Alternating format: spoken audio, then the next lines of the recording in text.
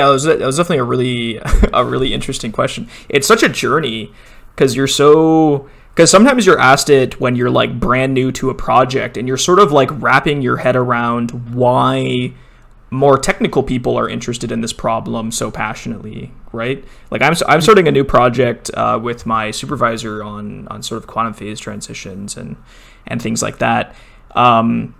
And for the particular model we're looking at, yes, I have a vague understanding of why we're interested in these things, but I certainly couldn't explain it to a random stranger on the street. So like when you're a fresh master's student, it's sort of hard to justify to like your family, for example, like why is your research interesting? Like, what are you actually doing?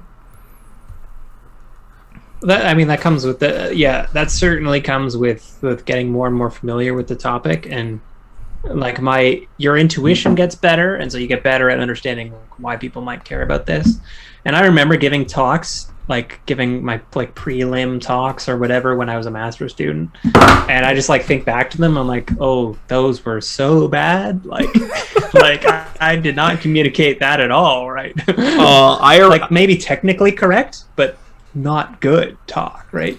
Yeah, I gave some talks in undergrad about my first paper with Marcus Mueller, and I was just, because the thing that I actually did was all of these technical details. I took them through how to solve the XX model.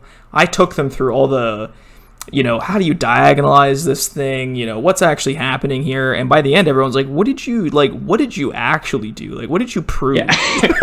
Like, what is this physics? Yeah.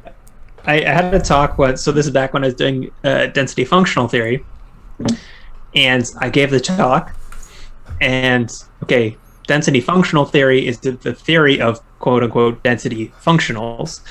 And so I'd given this talk, and then first question was, well, what's a functional?